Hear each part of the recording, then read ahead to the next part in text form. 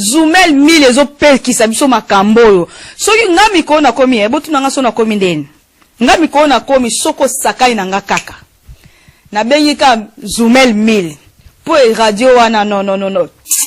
En tout cas félicitations. Yo kolobani pour na radio Zoumel. Radio Zoumel 1000. Pour radio wana za matata. À partir de il y a soki ezaka soki na France, mboka na Belgique, en Allemagne. Monte un volcan. Qui a moyen bien. Keba. Ndeko keba na baje ya maseki ya koya kokosa peuple nokite na nzela ya radio Zoumel 1000 okoya kobima na mpoasa. De sa part. Est-ce que vous avez déjà eu un contact direct avec Joseph Kabila?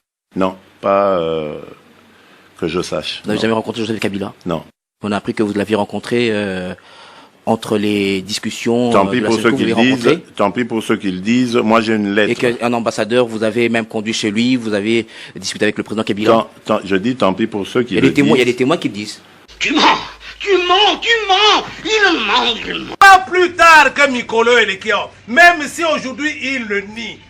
Félix était ici avec le conseil spécial du président Sassou Nguesso, M. Abbas.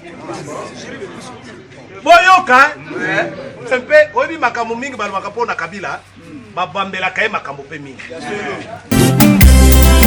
Papa Boudamba à la liste, Papa Roger à la liste, Maman Rosalie à la liste, Basali Koukindela, oh peuple ya kosamate, na lokuta ya baini ya Kongo, oh na peuple alanda te, ba discours ya lokuta ya ba opposant, Mama Kalamba esila, Radio Zoumel ezali kosala mosala makasi, Zoumel ebimisa lokuta ya Kwanda Bwasa, Zoumel ebimisa Terminator Bwasa, Roger Lungala kota retraite.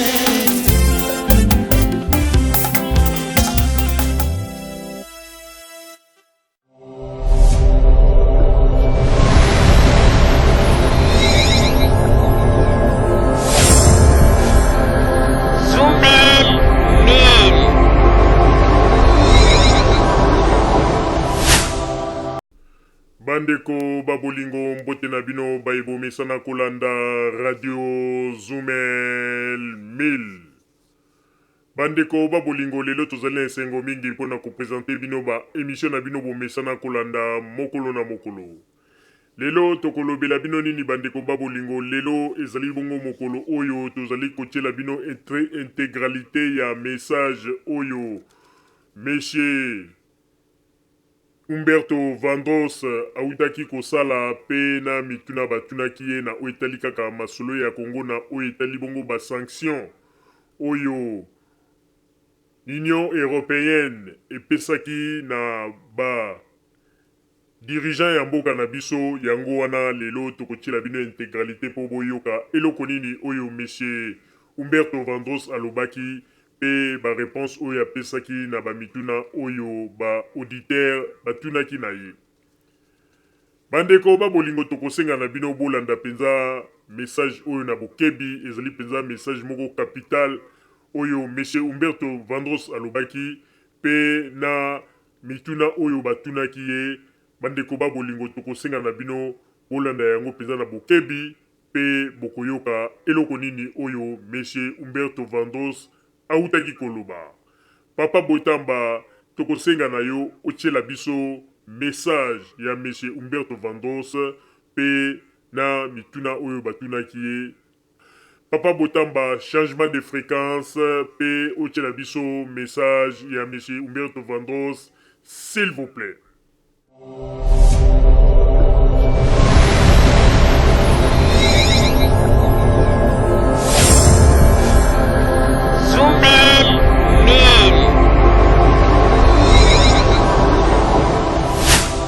Donc, en fait, mes chers amis, il y avait un problème que l'argent a moins souci par rapport, il y a des sanctions Nengezo Kita, dans les communautés, c'est comme si le Congo aujourd'hui est devenu un pays passoire où Moutounyo Sakoya Kaka, Mundela Bossani, Makamonyo Sasala en Afrique.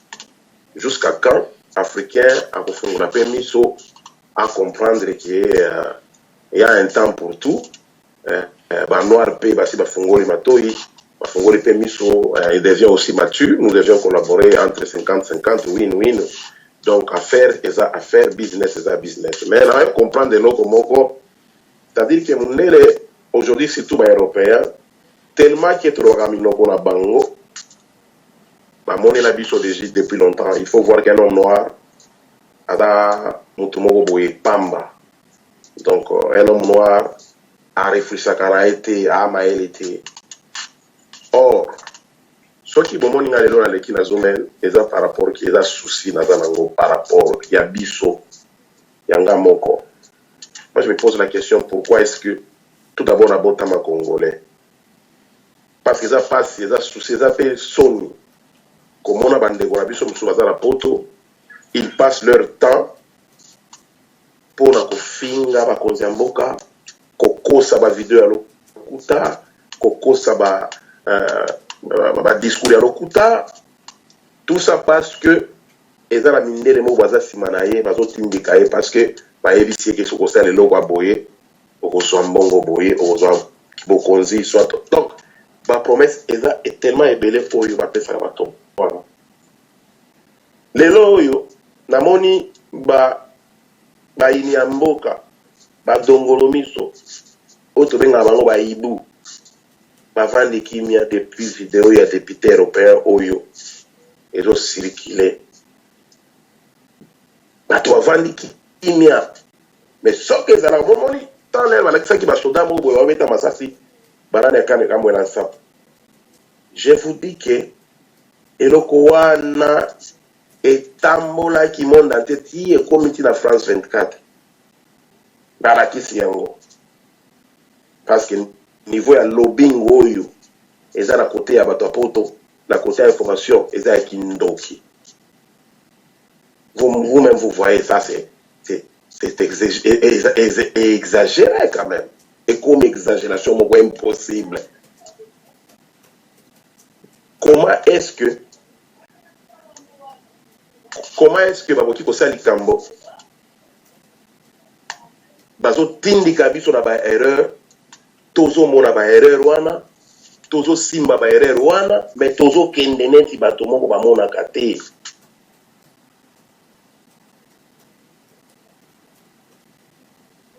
Alors et kosala ke ba makambo mususu o biso tosala kana mboko oyo ezo pesa nga kanda kotala na di nombre ya bakongolais oyo babanda kosoutenir bamakambo na nsapu wana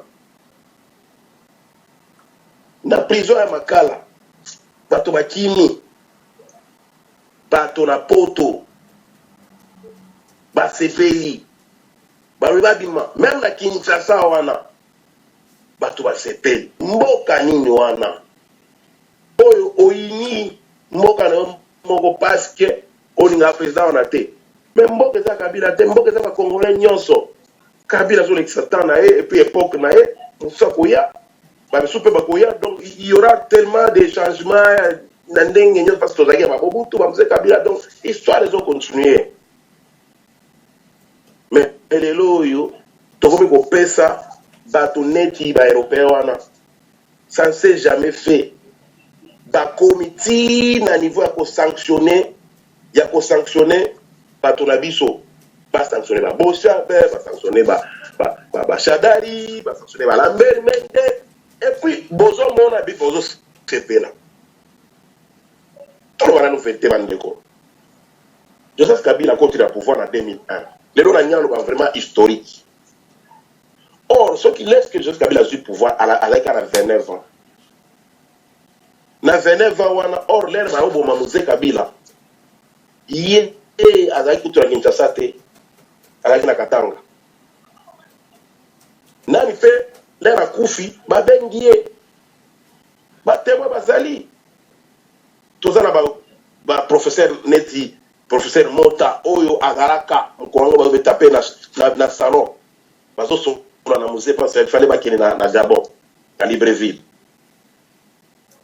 aza envie il fut à Outakou gozaku ministre ya Matata Ponyo oyebi mutu oyo neti nani Edi Kapen oyebi Edi Kapen aza témoin bato mituna pourquoi Edi Kapen akota na boloko Edi Kapen akota na boloko parce que ye abomaki Rachidi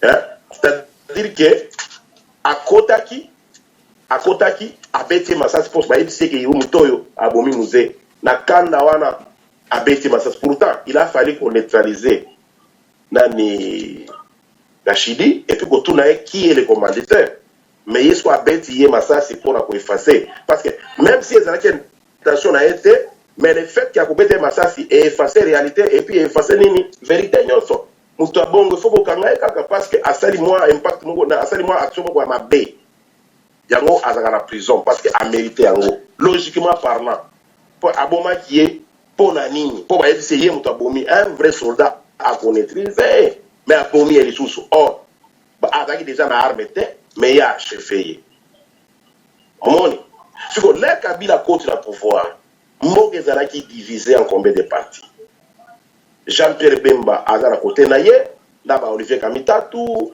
ba Thomas Luwaka bazaki belé côté na bango Robert ape na bato na ye bazaki na côté na bango Roger Lumbala azaki na place na ye na côté ba Bunya kuna na ye na bambusa Nyamwisi Kabila azaki kaka na mwa Bandundu na mwa ba Congo na mwa Kasai occidental na oriental na mwa ndambo Katanga parce que Katanga pe ezalaki na maboko RCD côté ya Bampweto kuna suko total ba tolo ba la vérité na 2003 ba yeko sala 1+4 ba diriger ti na 2006 wana après ba 2006 wana Kabila a eu pouvoir ya yé moko sikoyo tant on ezaki bien le fait que Kabila ke consigné contrat na ba chinois toyokana ki na ba chinois ke non ba kopesa biso 80 milliards cash et puis mosusu ba kotongela biso ba zela biloko aboy Banque mondiale na FMI ba lobité biloko za ba partenaire biso ko sala contrat wana sa ko yebisa biso nini eza na kati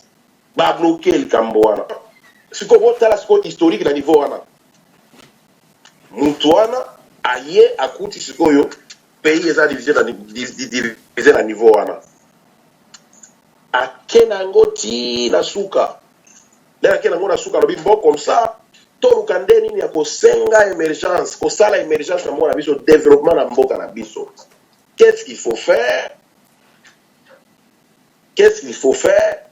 il faut automatiquement tokende koluka ba fonds ba moyens parce que Congo eza na ba richesse mais ba richesse on eza na se mabele il faut koluka ba moyens ba partenaires il faut ba monana Chine a se présenter parce que ça na mbongo na banque moko chinoise et vous pouvez ça bino 80 milliards Congolais bandimi parce que il y a ça boum pour 80 milliards on est quota qui vraiment et ça là vraiment boum économique en mboka na biso Banque mondiale na FMI ba bondi se biso pourquoi parce que ba français ba se retrouva quitter ba américain pe ba se retrouva quitter sikoyo na babiloko nyonso wana nde esali lelo ke Kabila bainiye na okende pe musika soki communauté internationale na Union européenne ya solo bazo sanctionner mboka na biso parce que Kabila a organisé l'élection ou eza faux ya chiffon parce que Kabila a certainisé le pouvoir ou eza faux ya chiffon Sassou a fait combien d'années dans le pouvoir? Pourquoi l'Union européenne a sanctionné Sassou? Sassou a changé la constitution avant de passer l'élection. Moi, Omar Bongo, papa n'a pas combien d'années? Yemo a combien d'années? Toké na Togo. Togo kutu constitution na bango ezalaka na limite ya présidence te. toke pa Obiangema. Hein? Toke pa président ya Soudan. Toke pa Ouganda. Toke na Kagame. Koutou Kagame, il triche beaucoup et puis il pille le Congo, il tue les Congolais. Mais attendez la cahier tapis rouge avec honneur. Sanction à mon côté.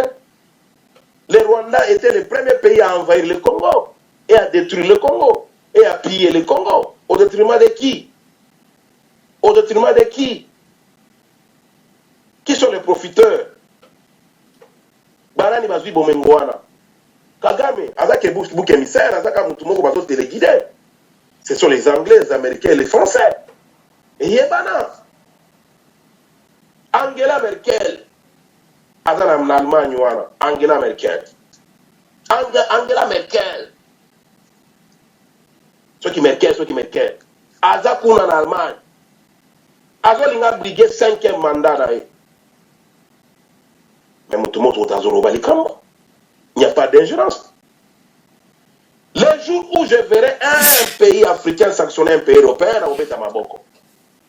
Aussi longtemps que biso bato mwindo tozo ebate toza banani. Mundele akotika kaka bongo, mundele asitantaka toza na États-Unis awa. Soko sa musana mundele amona toza kaka inférieur. Et c'est vrai. En plein 21e siècle, vous n'avez pas même pas honte. Bino ba combattant. Bino ba toi de pes. Yo Moïse Katumbi. Vous n'avez pas honte. Ceux qui ont Oza Mobali, yo Félix Sekedi. Ceux qui ont Mobali, yo Martin Fayoulou.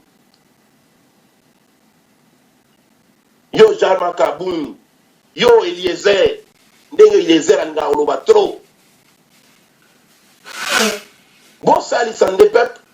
Ko sali sa peuple ezate ko kende ko kosa makamba mboka na bino. Moïse Katumbi Oza Mobali kita na Kongo tombo na yo.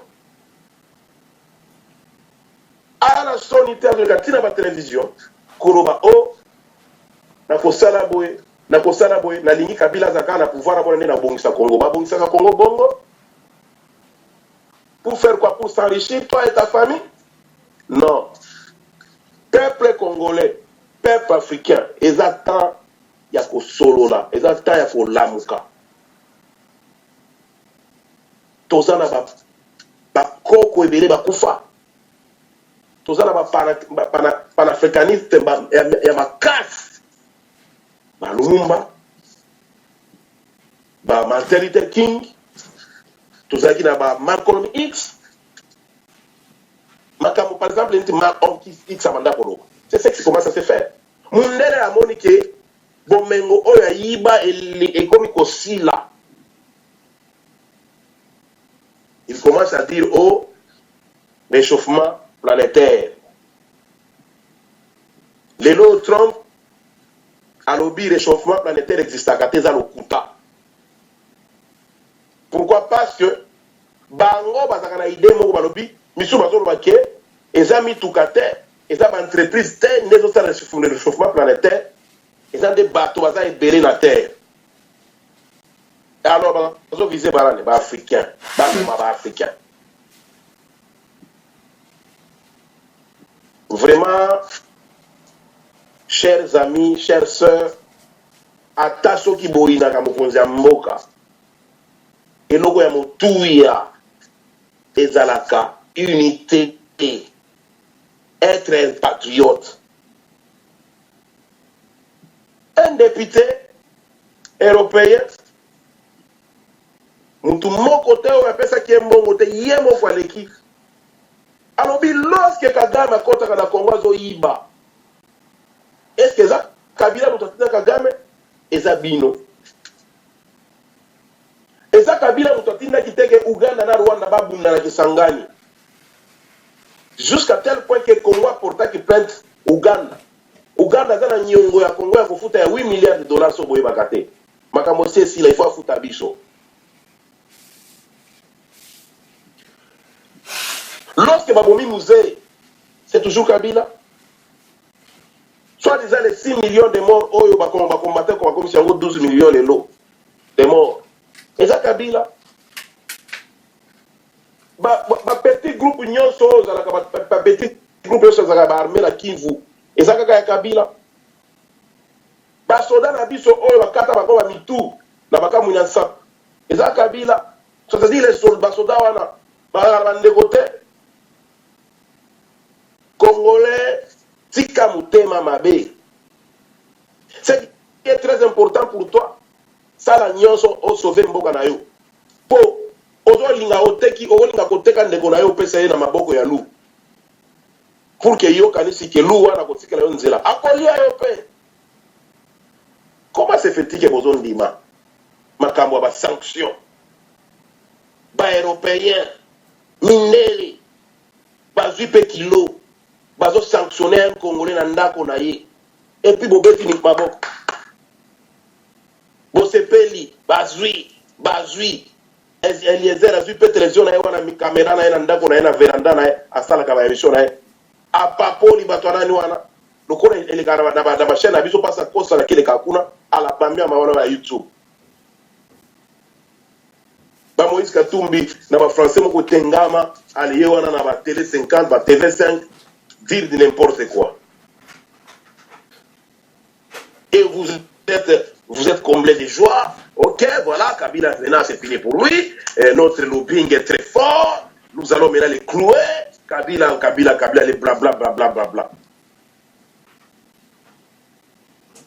Ah, tout le monde député wana sali vidéo wana, sali na déclaration wana. Omane bampuku bakoti mabulu na bango.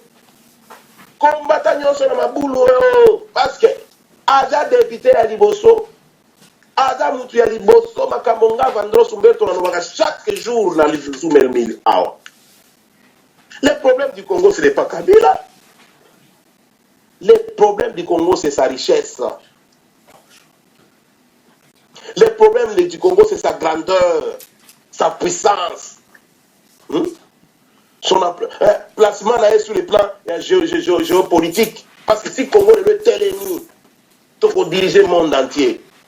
Mais tu peux diriger un bâtonnette ni Martin Sali. Tu peux diriger la bâtonnette Moutounette Bokechu, un illettré. Tu peux diriger le Congo na bato oyo babash oyo bazokisa bato na poto soni. Yo mwasi mobimba. Sana musala ki toko na kendo sala marche. En tout cas, biloko wana eza soni. D'ailleurs, c'est une chance. Sauf que mutu alamuki lelo lobi na tongo. Alors dit, ok, est-ce que naza qui suis-je? Ah, naza Congolais. Eza mboka moko na kombo ya lokumu être un Congolais. Mais comme il peut ça soni koza Congolais. Parce que mboka moko boya baini. Au moins, j'ai bien piano, fali ou pas. Babeta concert boy. Bokilati ba kagul, bochiba minduki, bokomi batu ya Daesh. Congolais mutu moko boy don na habité sur la roki ou qualifier mutema mabe Congolais za kanango. Ozo pekisa musique beta.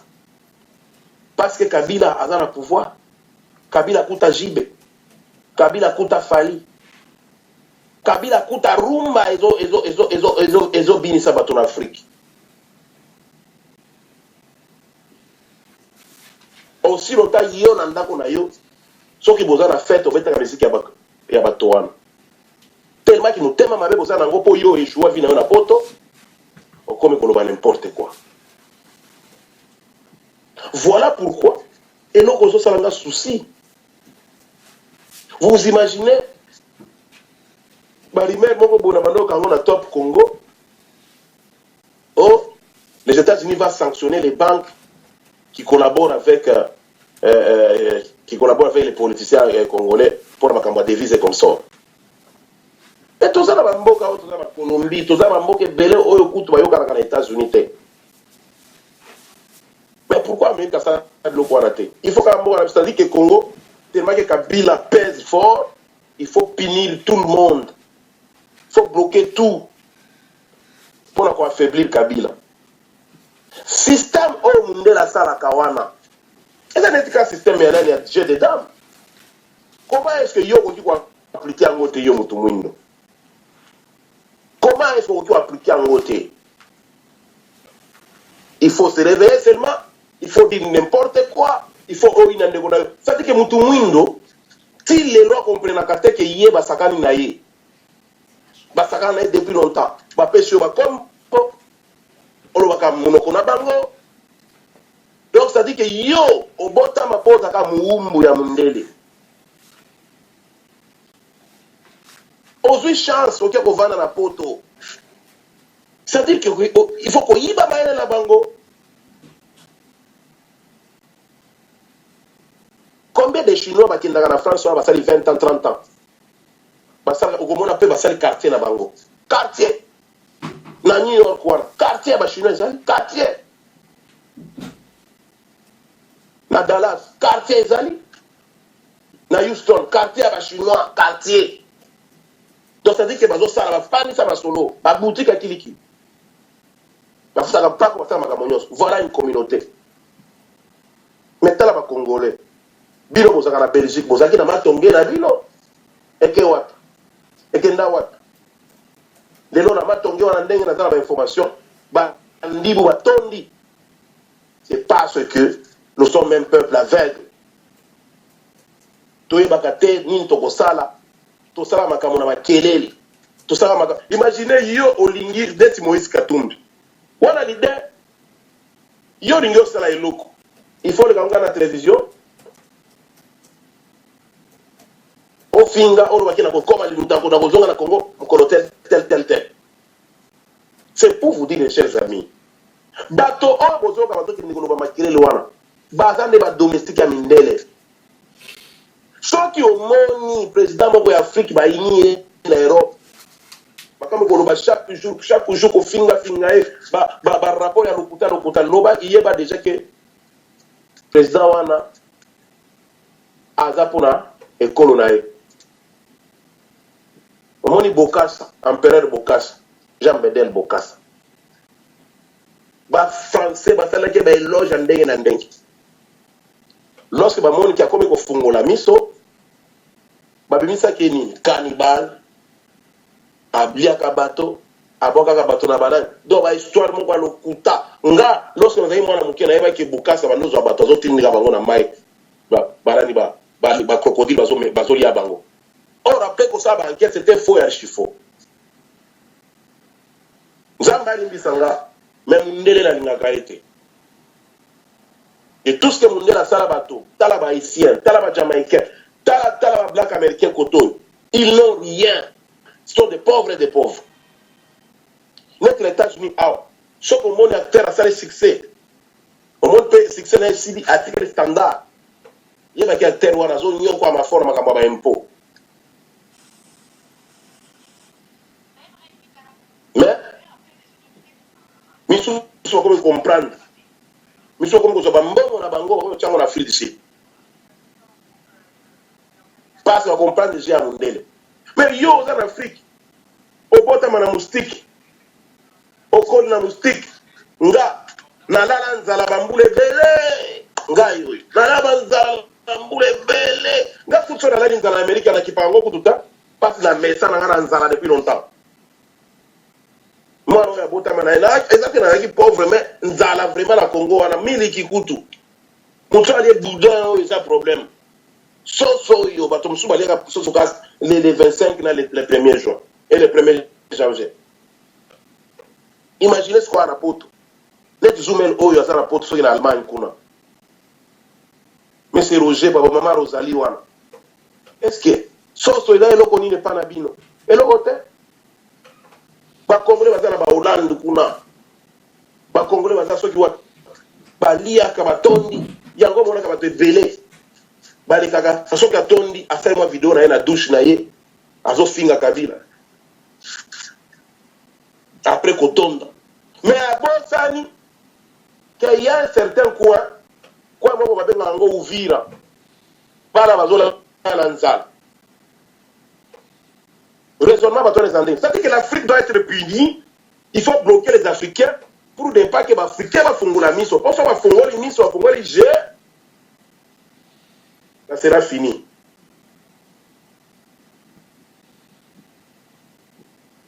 Donc donc vraiment ekosimba te bandeko na ngai nga lelo nakomi ya systeme kolobela bino kaka baverité nga nafingaka mutu te nalobaka mpo nalingaka mboka na ngai nalinga mutu asimba makila na ngai te parce que Congo nde eloko mpo nga naza nango oyo nakoki kodondwa nango mais soki bino bokomi koteka mboka na bino mpo boza na nzala ya pouvoir bokomi kopesa mundele passe mundele akomi kosala débat na kati ya parlement na ye mpona kosanctionne bacongolais. Vous vous imaginez niveau ya bêtise oyo tozokende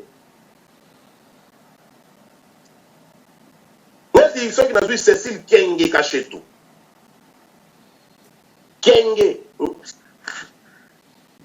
nga mpe naza katange neti yo nayebi olandaka Zumel so nalobeli yo na Lingala je crois que peut-être okoyoka te il faut nalobela yo na Swahili. Dada Kenge baba yako weye ni sultani chef Kenge ni baba mona babibi ba mingi sana. Weye ulisha kufanya nini kukatanga? Nyumba nini ulisha kufanya kukatanga? Development nini wewe ulifanya kukatanga? Hata kulubumasi uliyenga hata masomo ulisha kukatala, hauna tena Congolaise, ushakuwa Italien. Utuache kimya. Laissez-nous un peu Madame Kenge. Banakupatia franga njoo uende ukaujishe ndugu yako. Banakupatia franga njoo trahir Congo. Toi tu n'es pas congolaise. Ushakuwa Italien. Utuache kimya. Parce que baba yako anaishi Mkatanga, chef Kenge. Tout le monde le connaît au Katanga. Tu es en train de mettre la vie de tes parents en danger. Parce que nous, Katangais, aujourd'hui, tout à coup, franchi à fou, nous irons les voir. Parce que comme déjà ma téléphone, pas tout le que trop c'est trop. Ce n'est pas normal. On a mouchoukia Kabila Njuanini. Pourquoi tu n'aimes pas Kabila? Qu'est-ce qu'il t'a fait? Parce que toi, tu étais ministre, aujourd'hui député européen. Qu'as-tu apporté au Congo? Tu as construit une maison. Ata Wese ya Pamba Oyo. Tu as déjà construit?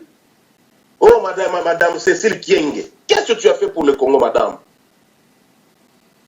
Parce que selon les informations que j'ai à ma possession, c'est toi qui es la modératrice numéro 1, la pièce maîtresse. Oyo azo corrompre baba député beli na Europe.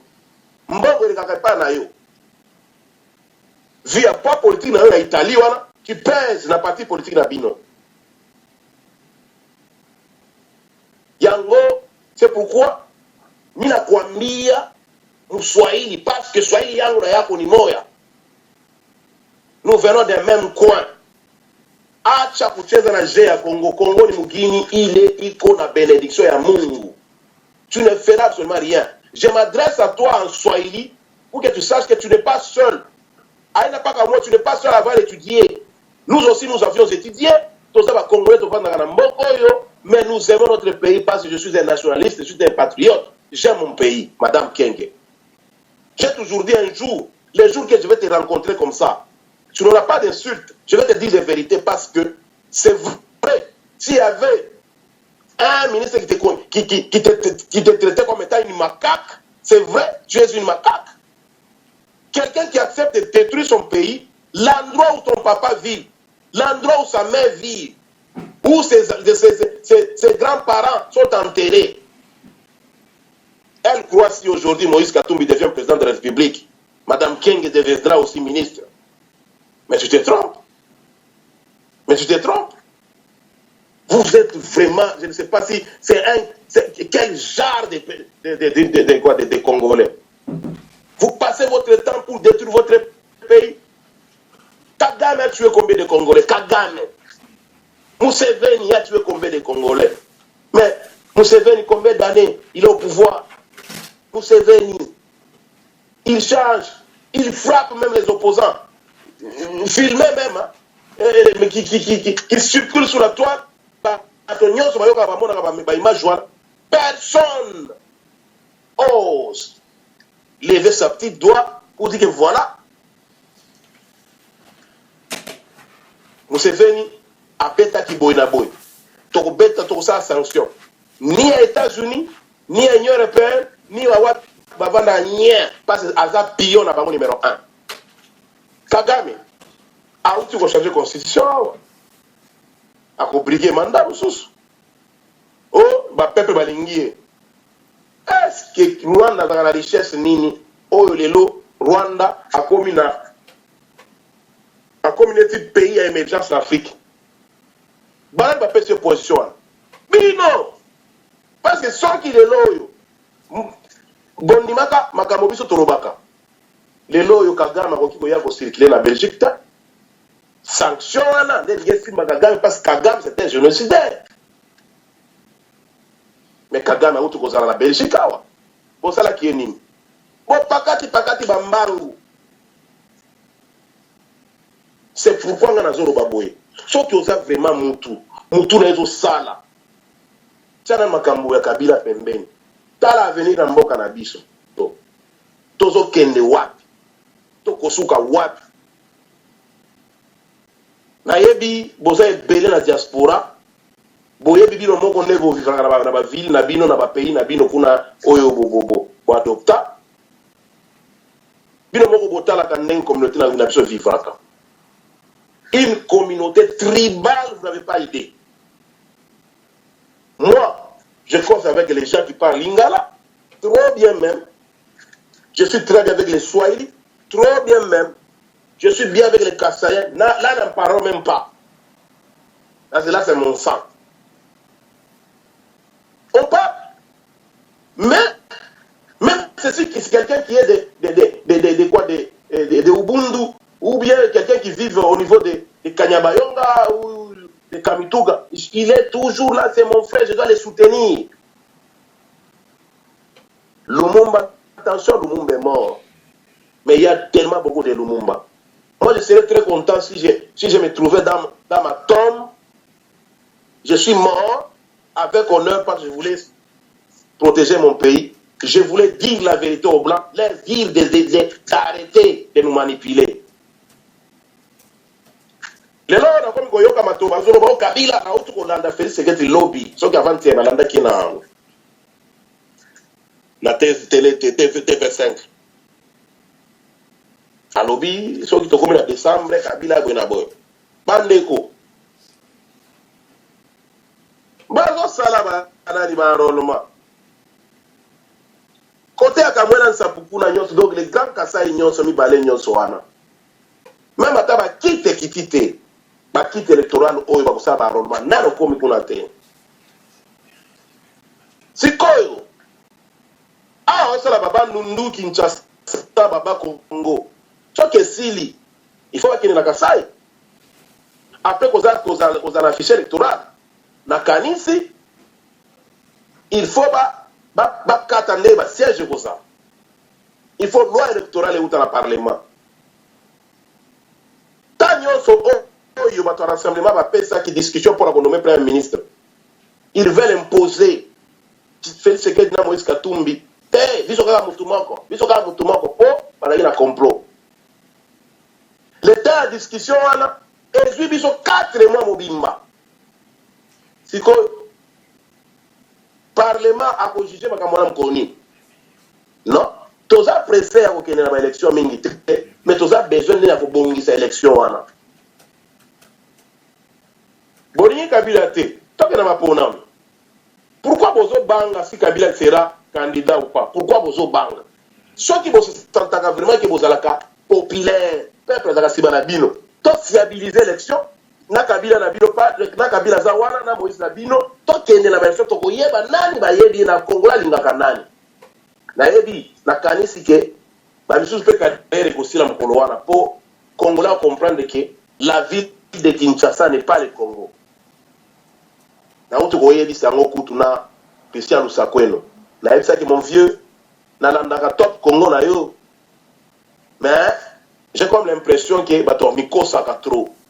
les gens croient que ce qui se passe sur Top Congo, et ça n'est pas Congo Mobimba. Non, Top Congo n'est pas suivi à Lubumbashi.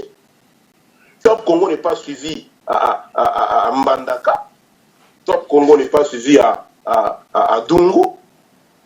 C'est-à-dire, si vous êtes une radio nationale, vous devez être dans les fins fonds, comme Radio Okapi. Pourquoi Radio Okapi a sa mission à Boy? Il ne faut pas qu'on aveugle bateau pour leur dire que voilà, ce sont des Quinois. Et puis Kinshasa, il y a plein de tribalistes. Les gens, les Luba, les Bangala. Moi, bateau Yarani Yaba Congo, n'aime pas Kabila. Bateau Kabila, ça bateau Bandundu parce que Palou Azawana. Mais ceux qui peuvent parler Kabila bateau sur la Palou, c'est-à-dire Kinshasa, on est allé à Congo Mobimba et Congo Mususu, na Katia Congo. C'est-à-dire que les Kinois, Bakari Sarake, Bazaba Yandroa. Or, ville à Kinshasa, c'est l'une, il y a une ville pauvre à Congo. Et ça a la richesse de bon côté.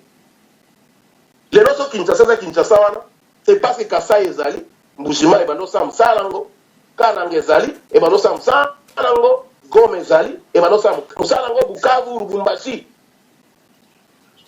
Soza comme wana ya mbongo eza mbongo ya nani ya villa Kinshasa te soza comme eza mbongo tout Katanga parce que eza siège de Jekamine c'est peut-être ba kino ba bakata eza ligne dala binde yango moko eza kana richesse ta moko te mais basala ka neti bango de ba copier bango de ba koleka na ba télévision ko finga ba konza mboka kulu na epai. C'est pourquoi je vais vous dire manipulation nyonso wana eutaka nde na mindeli ba Franco Diongo banda kende kolala ke pa ya ba ambassadeur ba Martin Fayulu kende kofanda pa ba ambassadeur bazo kende ko coacher bango makama lokuta na ngo nazo lancer on est sur un message moko très important bande ko ngai l'air grave so que to sali attention te Mundela lingaka balkaniser Congo. Souci na ça pour balkaniser Congo comme ça ko yeba ndenini ya ko diriger biso. Oh, c'est faux. Bino moko bomoni makambo zoli kana Soudan du Sud. Makata ki Soudan non. Quel intérêt azui? Salva Kiir yeyo azawana, il est isolé, il n'y a pas de développement. Mbogezo kufa nzala makasi. Bato o batikala ki na Soudan munene wana. Ba vivre. Massacre des alagatés, batbara qui ne bat pas, développement est autre continuer car t'as la bastante basarango. Mais ce qu'on kende na Soudan d'ici t'as la neba toi donc c'est-à-dire que on est là comprendre que mutumu ndo zakana nyama. Bon soit exemple ya Zimbabwe malgré que ba beta qui va pesa qui sanctions sur économique mo bo ba pesa ga wira bato ya Europe wana ba Zimbabwe ba la shaki Mugabe te. Union européenne l'invite autobongisa. Yango, nazo senga bino, sagesse ezala maboko. Toka bolaka. So pesi congolais mbote, sagesse ezoyer. To sosola, to uti wa pesi mboka na biso. Ese to saki na kimia, Mobutu azaki na pion. Mobutu n'a rien fait au Congo. Ba 32 ans Mobutu azaki Antonio to za ba site moko danger. Algati atika ba société ba aviation a danger agati atika ba métro yo tellement que Mobutu il ne savait rien bando kosaye yango Mobutu akeko kuna libanda mboka mais c'est là où il y a une différence entre Mobutu et Joseph Kabila. Kabila azaka bangote Kabila azaka peuple na ye mais peuple wana ndende sikoyo aza corrompu c'est-à-dire que peuple azana ba leader moko ya lokuta zo kosa ba ça est vérité te. Yango senga bino, il est grand temps de se réveiller. Totika makama ko swana, totika makama ba vidéo ko tira ba message na téléphone. Totika. Ce qui est très important chez nous, c'est l'amour du pays. Pour ça na bolinga mboka na yo, oyebi ke okosali kama mo bo très important lobby. yango papa Roger nasi nasengi yo déjà nasengaki yo déjà nini autorisation wana tokokuta na vidéo na makambo na koyebisa bandeko na nga bakongole comprendre que l'heure est grave tokoki jamais kotika mboka na biso ezokufa tel. Voilà eloko message nazali soki ozana ba questionnaire ou bien bato bazali koyoka nazozela bino ata 2-3 questions. Ok, merci monsieur Humberto Vandros. Natang oyo nazali kolekisela yo motuna moko euti epai ya monsieur Justin avandi bongo na ville ya Breda na mboka Hollande komi boya komi monsieur na uti kolanda makambo nyonso tu oyo outi koloba mais nazali na question moko na lingi na tuna na yo na nyonso tu oyo outi koloba yo okanisi penza ke bato oyo ya Union Européenne na ba makambo bazali kosala bazali na pouvoir penza ya kosala ke po ba renverser pouvoir ya Joseph Kabila po ndenge ezali wana tomonaki na États-Unis tango Hillary Clinton il fallait a passer na ba élection ndenge nini bayebaki déjà ke espoir na bango ezalaki place wana mais tomoni ke ba élection États-Unis epesaki bango échec pe yango nde mutekotisaki ba makambo nyonso mai mais na makambo ndenge tozali komona oyo Union Européenne aza kosala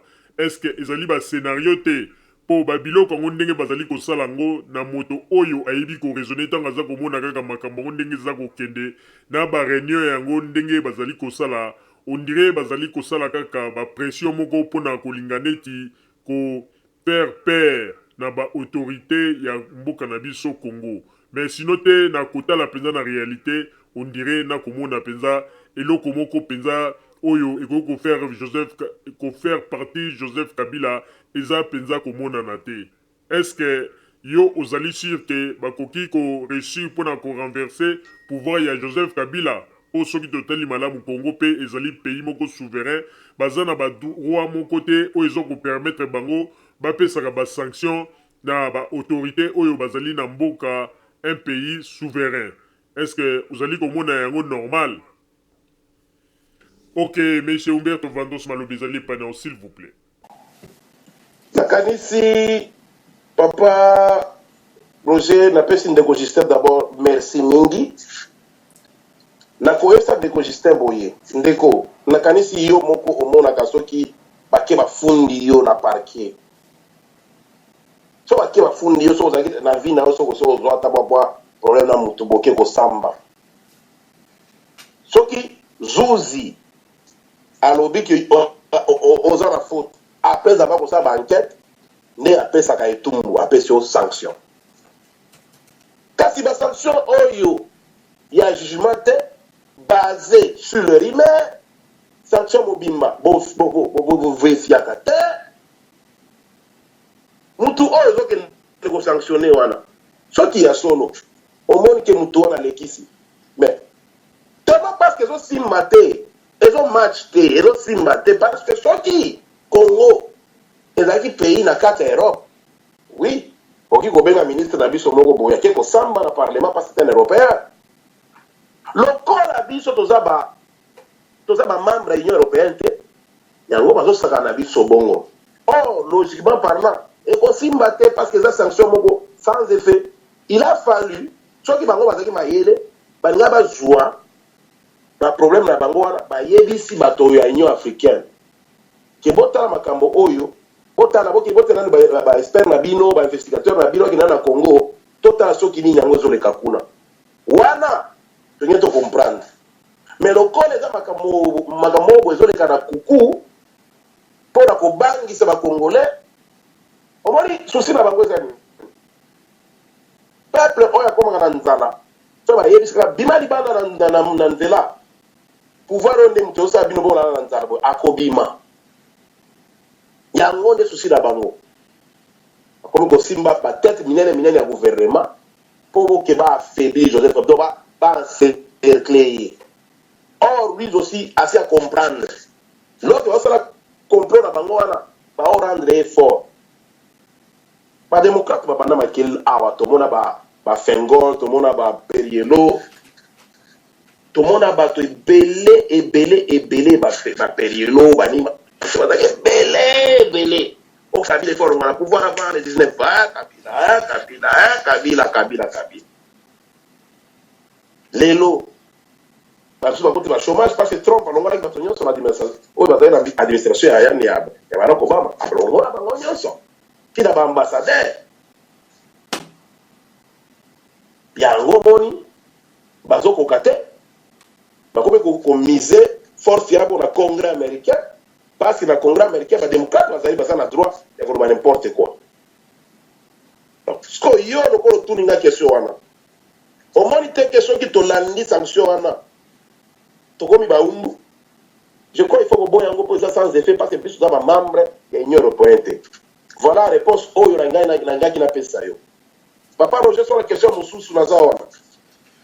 Ok, natango yo toleki bongo na motuna ya ndeko mwasi madame Cécile avandi bongo na ville ya Anvers na mboka Belgique akomi boye akomi Monsieur Humberto Vandros na uti kolanda na ba makambo nyonso tu oyo uti koloba me ngai question na ngai ezali boye biso nyonso tu to uti kolanda yango na ba réseaux sociaux koma un européen azali ko akize ba occidentaux ndenge nini bango nde bazali ko créer ba désordre nyonso na kati ya Congo pe bazali ko manipuler ba makambo pona ba trouble ezalaka na kati na mboka pe bazali à la base ya souffrance ya biso ba peuple congolais. Mais comment expliquer moi groupe ya batu oyo tozali komona awa na Europe au lieu ba profiter na message oyo ezali pona avantage na biso ba congolais bango bazali ko accuser kaka président Joseph Kabila. Est-ce que ezali te po ete bazali nde na ba rancune na kati na mitema na bango yango wana oyo nyonso to ata balakisi bango likambu ya malamu moye bamona yango ezate kaka na kati na ba rancune wana nde yango nde baza komona ete Joseph Kabila nde azali libaku pona bango yango wana soki okoki kopesa ngai réponse po naza ko comprendre te alors que un européen azali komona esika likambo ezali mais ba africain bazali komona likambo na bango ezali kaka epai ya Joseph Kabila ezali rancune to nini. Ok, monsieur Humberto Vandros malobe ezali epai na s'il vous plaît. Nakanisi yo moko uti koloba rancune ya kimotema mabe ya congolais na uti koloba awa l'air balakisaki ba video moko bobe basoda na biso bazoboma bato kama ina sapu video wana ti France 24 lakisaki yango bomona ki yango video ya mutoyo nani député européen wana obike bampuku ebele bakoti babulu pourquoi parce que bazangelo kwa koloba parce que eza aya mundele mutu wana amundele aza mundele amoni que trop c'est trop au lieu que biso to appuyer ba congolais bazwa kimia ya libela biso tozuya sikoyo na pétrole na allumette tolingi to pelisa nini moto c'est par là que nous devons comprendre vidéo oyo ya député wana ndeptas même ata combattant tellement bazaka ba radicaliste bango nde ba tribaliste numéro 1 ba prongwanda ba Tshisekedi bango wana soki combattant ya solo atanga en comprendre ya solo boni Kagame mutu akotaka na Rwanda autaka Rwanda ti basudana ba koti na bagoma wana mais Kagame ba sanctionnaka ete pour nanite ba Ugandais na ba Rwandais ba bomanaki ba bundaki na Kisangani, il y avait combien déjà bakufa na Kisangani? Pourquoi ba sanctionner bangote?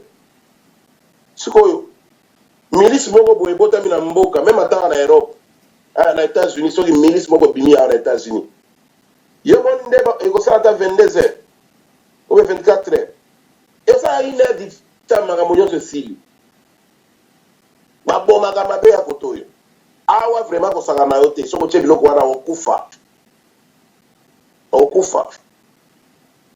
mais lokola biso toza baumu na bango toza banyama na bango na kati ya zo toza na droit moko te ya kodéfendre le peuple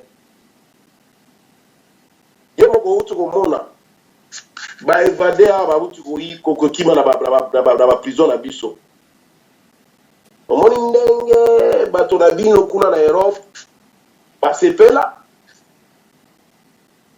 to congolais alinga kaka mawa ya mutu mosusu alingaka nde malere ya mutu yalingaka bomengo ya mutu te donc mpona koconclure question na yo wana video wana elakisi l'acharnement sur la personne de Kabila video wana elakisi ke Kabila aza mpona peuple na ye video wana elakisi ke soki Kabila batiki ye kimia akobongisa Congo video wana elakisi ke soki batiki koloba makambo lokuta wana bakongole bakolia katongo midi pourquoi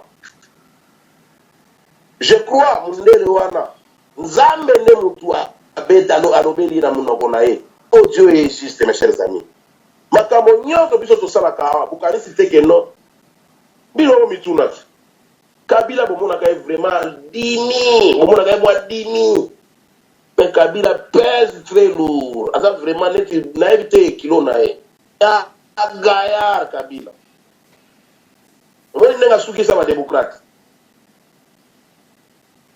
ndenge wana akosukisa mpe na baeuropéen bakoloba ti bakolemba eloko se otya na loboko ya nzambe victoire ekozalaka epembe na ye yango omoni mindele akomi koloba te parce que baboma lumumba bino moko bomona baboma bamuze Kabila bino moko bomona sikoyo tokoloba nini soki otali video wana sosola video wana ebimiso ba chair de poule video wana ebotisa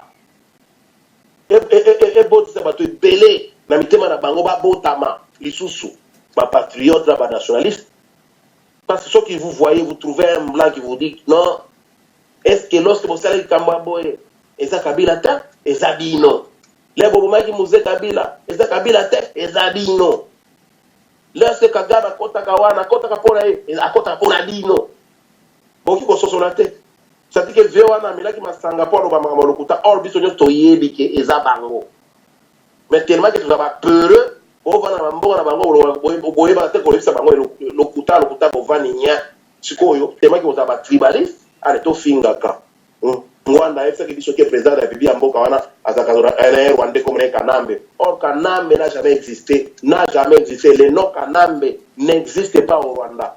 Les Rwandais, vous ne trouvez jamais un Rwandais comme on a Kanambe. Ça n'existe pas. Naïsa chaque jour dans le Canada, Zoumel Awa. Nabi soki bozata un Kanambe mo na Rwanda.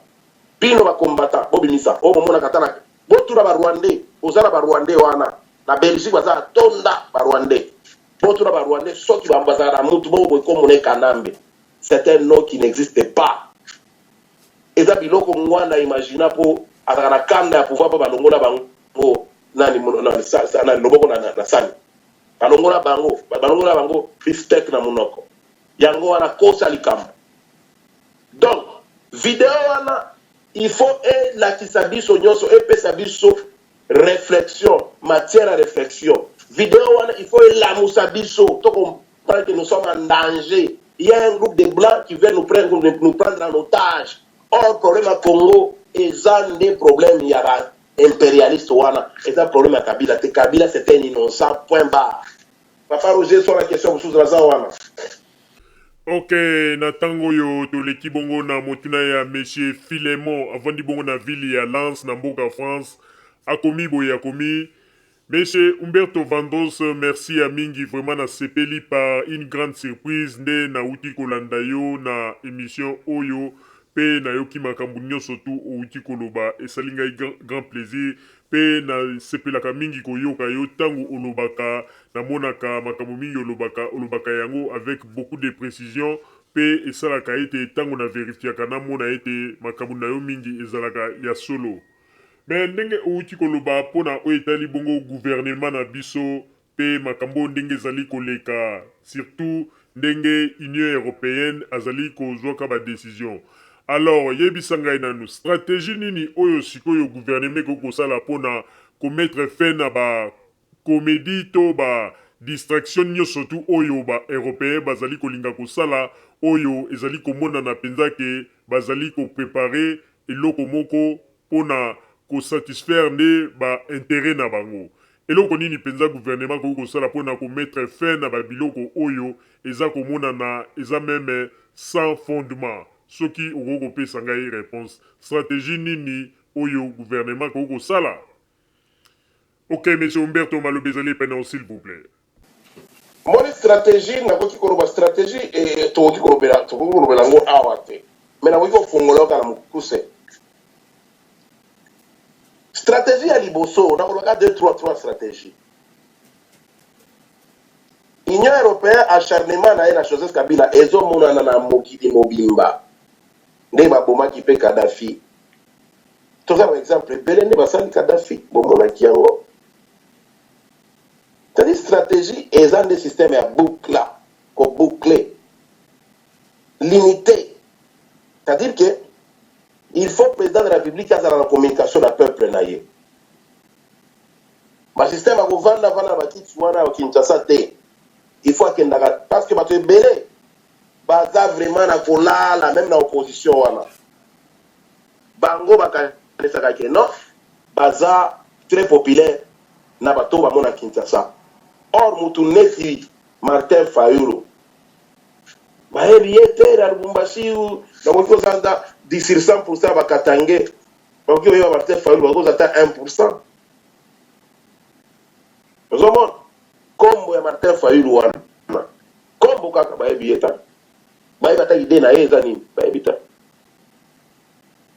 Mais là, le président de la République n'a pas lié na yé, il faut qu'il y ait dans les fins. C'est quoi? C'est Diango de Basso Sala. Pour nous avons la télévision, nous avons un village, pour ça, bango. Qui dit déjà que sur le terrain, il faut s'implanter.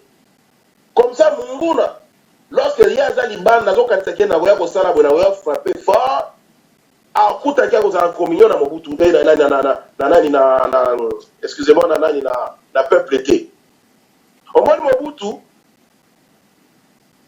Eza Kabila, FDL, la bête avec Mobutu, Eza peuple à Boya qui Mobutu. C'est-à-dire que dans les fins fonds, Kabila, président Mouzewana, a Salaki, oh, il va la stratégie à sur le peuple. A Kitakazo, Kenazo, Tina, Banisser, Naïba, Kota, Yakuba, Tama. Bato FDL, Babunaka, guerre, Bobo, Yakisangania, mais ma guerre, Nyon Soyo. Eza qui peuple, et Moko, Pesa, Tila, Biloko, Kolia, Pesa, Batonanzela. Mais la situation à Mikolo est différente.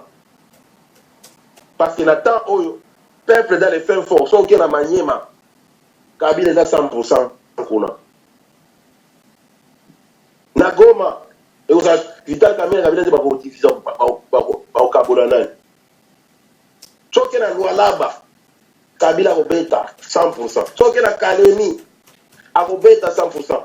Soit qu'il y a donc, Katanga Mouibana a besoin parce que Katanga va se bailler que Moïse Katumbi a posé. Soit que la bande Yomo Koyebi, Kabila pour rafler. C'est-à-dire, si on a une élection, Kabila va connaître bato ya opposition, bato là, la bato kosa bato ke Villa Kinshasa, c'est Yangon de Congo, la décision de Kakura au ville morte. Ville morte au monde à côté, si on va faire ville morte. Ville morte, ils ont la ville, ils ont sauté, ils ont la Kinshasa, mais ils ont ensemble ça là. Na Katanga na Lubumbashi ensemble sala Goma kutu koloba kutu te Bukavu mubino moko boyebi bomona kango bango baso bavana na Kinshasa wana bakanisi ke non Villa Kinshasa nde Congo non yango il faut Kabila aba na kota bikota kota ba province ko communiquer na peuple ko sa peuple oyo nini problème ni toza na ngolelo situation ya mboka za ndenge nini parce que peuple a comprendre.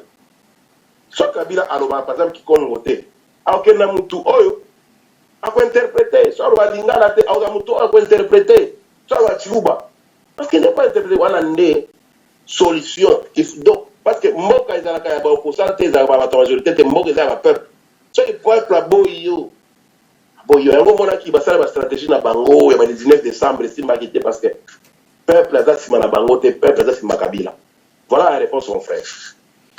Ok, merci, monsieur Humberto Vandros. Minute Nabiso Penza, tokomi presque à la fin. Pe mituna ezali lisusu te. Alors, on attend yo, sans plus tarder, monsieur Humberto Vandros, toko senga na yo, pesa biso mot de la fin. Et bon, on a si mato kende kokanga masolo na biso ya butu ya lelo, s'il vous plaît. Mon anga ya fin de la fin, ezakaka moko papa Roger. Na sengi na ba Congolais. Bazala na motema ya bolingo envers mboka na biso. Totika makambo d'abord na kosala na biso eza na sens moko te. Pona nini nalobi bongo? Toyebi so tobengi États-Unis d'Amérique. Eza union ya ba état moko boye basali mboka na bango parce que chaque état d'Amérique aza na drapeau na ye, na constitution na ye, na la loi na ye ya état. Eza état fédéral. Ba union européenne on a eu ça m'a pré parce que mona ki États-Unis za grande puissance, il faut to comme à niveau manquant, to créer monnaie na biso, da quand tu te belo za papoto. Là bo kendaki na ba France, ba Belgique avant, bo zaki na ba franc belge consort. Et là vino nyonso consommer euro. Union wana nde sala ki comme na monnaie manquant, pour avoir ça libre échange sur le plan peut-être de la transaction, il y a pas commerce, il y a business. Comment yo osa membre de l'autre côté, mais groupe wana sanctionné yo. Union européenne et vendaka na Belgique, parlement wana. Mais bah que nous sanctionner un pays pauvre sur le plan d'abord de la vie. Tout ça de l'autre côté. Bon que nous sanctionner bato wana, bon sanctionner bango. Et puis bato va comprendre bango, bato normal. Vous sanctionnez pourquoi? Je suis très content lorsque la qui ministre de la Défense André Flao a lobby ba sanction wana pesa eko sala ngo eloko moko te et puis eko pesa biso eloko moko te. Pourtant ezo tini gande Congo na libulu lelo so mo na grand lac na ni moi qui me koti parce que Congo comme ko se stabiliser yango na ko senga bino est-ce que eza normal munene na 21e siècle a konzanga sokaka toki kondima te na la kambo bazo sala wana tozo ndima na biso kaka donc ça dit que vous avez vraiment pour la souffrance oyo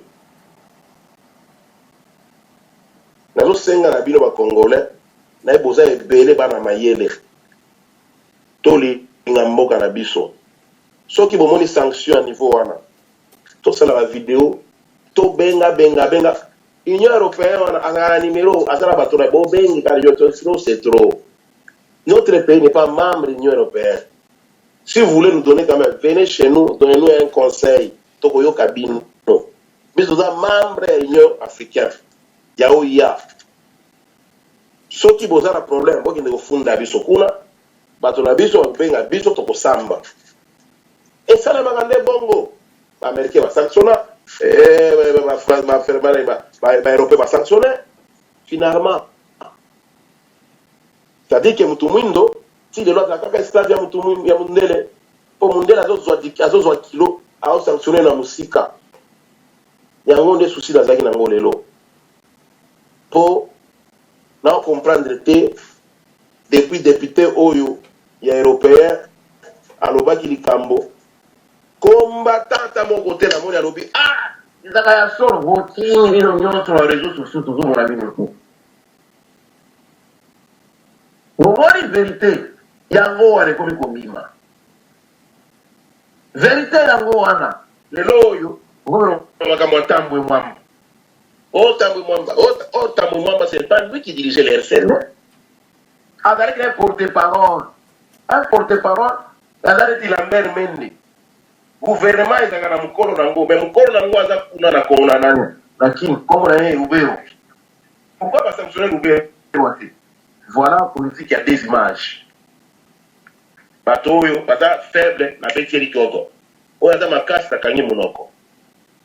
Voilà, bandeko na ngai likolo yo to bandaka kosola ka boye. Likambo bini ata naza na mosala nakoyaka na oyo eza ndako na nga Zumel tala mwa na ndako anytime nakoya awa nasolo na bino napesi bino mwa conseil napesi bino mwa ouverture napesi bino information ya solo eza teke biloko bokomona baliézer bakosakosa o Fabien Kuswanika baza ebele bapaster bobo bato wana bazaka na mosala te Fabien Kuswanika basalaka te na Belgique bapaster bobo basalaka te mpo soki bato basalaka ozala na ntango osala bamission wana te pa bamission yango papa Roger ayebi so osali nombre de vie bafutaka combien bafutaka mon dini moke ofuta ndako bafanda na ndako bafanda na ndako basala misala moko bapambapamba yango wana moki bazala na atan biso baoyo neti leo bilandi fona na mokalato na kende boulot so naza na ntango kote na lekalaki kosala baémission je profite aujourd'hui parce que eza dimanche nakoki kosala mwa likambo moko ya bien vraiment papa Roger merci lobi nasengaki yo tosala moko ya video parce que message oyo nangi nalekisa yango na video bato bacomprendre souci na ngai parce que toza na droit mpe ya koporter plainte union européen kokende tosala ata mwa groupement ya bato oyo baza ba nationaliste toke toporter plainte parce que trop c'est trop ne sont pas membres ya union européen mama kashetu wana soki kashetu Cécile Kenge na répéter lisusu mutu oyo akoyoka message oyo atindela ye ayeba ke biso mpe toza bana ya bachef coutumier ye aza mwana ya chef coutumier c'est-à-dire que toza biso nyonso baprince se respecte atika tribalisme mpo Moïse Katumbi aza moto ekolo na ye atika kokosa bato parce que ye asi aboyaki congolais ye akoma na ye italien akomaki ti ministre atika biso kimia mpo toyebi ke ye nde cerveau moteur ya bacorruption wana na parlement européen vraiment papa Roger merci napesi mbote na bandeko maziza napesi mbote na ndeko Ignace wana azalaka mutu na ngai ya tout le temps nayebi ke bakolanda émission oyo vraiment na manke bino nyonso vraiment na manke bino bapapa André Osungu donc il y a beaucoup de gens oyo tosolaka makambo ya sikono oyo baza na motema malamu bato oyo balingaka mboka na bango ekende liboso bato oyo bamonaka Kongo na biso ezokende boye mpona moni bavideo neti monsieur Wemba Nkoy a publié vidéo wana partout dans les réseaux sociaux bato bazokima nga kutu na komi des messages na lobby ndeko félicitation mpona moni mosala osali papa Roger yo mpe kolemba te mama Rosalie na papa Butamba bolemba te bovandaka wana un jour nzambe akofuta bino merci beaucoup papa Roger. Merci, monsieur Humberto Vandros, bandeko bolingo na banze, bouti kolanda, monsieur Humberto Vandros, azalaki clair na maloba na ye, pe na nyonso auti koloba na banze, bouti kolanda ye, peza na bokebi pe na ba réponse auti kopesa na oitali bongo mituna batuna kiye, pe na tango oyo bandeko tokoyebisa na bino, bozala kaka bisika bozali pe merci na monsieur Humberto Vandros na oyo amemelaki biso comme sujet ya mokolo mwa lelo topesi yo merci ya mingi pe tolobi bandeko babolingo bozala kaka bisika bozali na nsima ya bangonga nde tokotalisa bino basango oyo tobombelaki bino ya radio Zumel 1000 merci radio Zumel 1000 pour radio wana ezaka matata à partir ya soki ezaka soki na France mboka na Belgique na Allemagne Monte volcan, bien, bien. Keba.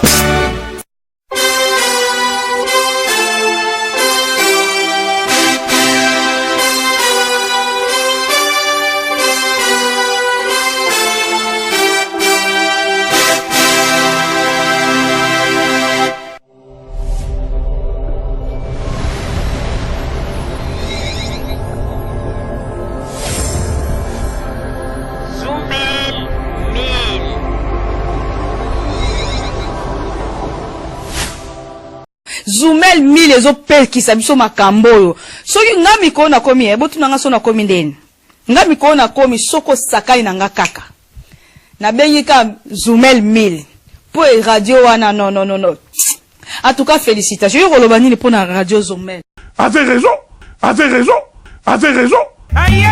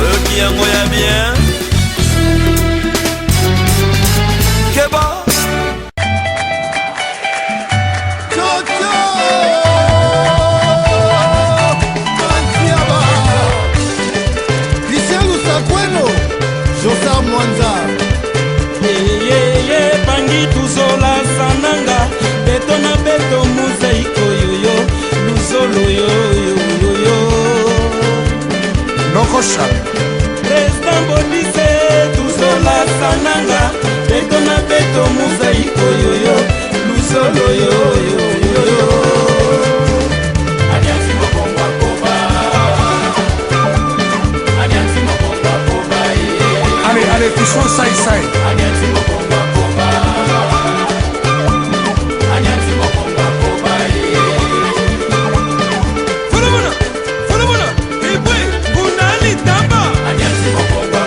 Jean-René Golo, Mamalandu. Adianti mokongo akoba Adianti mokongo akoba Adianti mokongo akoba Barbitolas. André les Safoutier, Adas, Kimabita, Alain Djaba, décidé de faire. Yari Kilumbu, Beka Bangobigoko, Ko, Sami Sasseur. Nono Makandila, Fier, Jean-René, Tuzolane Tuzolane Tuzolane Tuzolane Tuzolane bayaya Tuzolane Tuzolane bayaya Tuzolane aye Soba de Soba, Soufiat, Tuzolane Tuzolane Tuzolane Tuzolane Tuzolane bayaya Tuzolane Tuzolane bayaya Tuzolane aye Viva viva viva Viva viva President Bacheli viva Viva viva Fema Beya viva Viva viva Serge Moustassa viva Viva Maître Wicholo Beya viva Voilà Kita Nase Kita Shawi Lindinga viva Comme. Kita Kadimu Penda viva Ibal Tekete. Kita Dafucha Peni viva Roger Iso. Kita Panama ya Tambo viva Voilà Faustin Paka, Big Master Yakeo Blaise Sasa, Adianti mokongo akoba De Gaulle Moulumba. Adianti mokongo akoba Adianti mokongo akoba Horizon Massamba. Adianti mokongo akoba Adianti mokongo akoba Adianti mokongo akoba Désiré Lomba Obama. Lando Batibuka, Hilaire Mabelonga, Osaka. Hubert Betamona, Kati Betamona Atele makina kwe Ure katani Atele makina kwe Yasho Saramonie Atele makina kwe Ure katani Atele makina kwe Erike Lela Monie Viva Viva Eric Masea Viva Viva Viva Bana Mamre Viva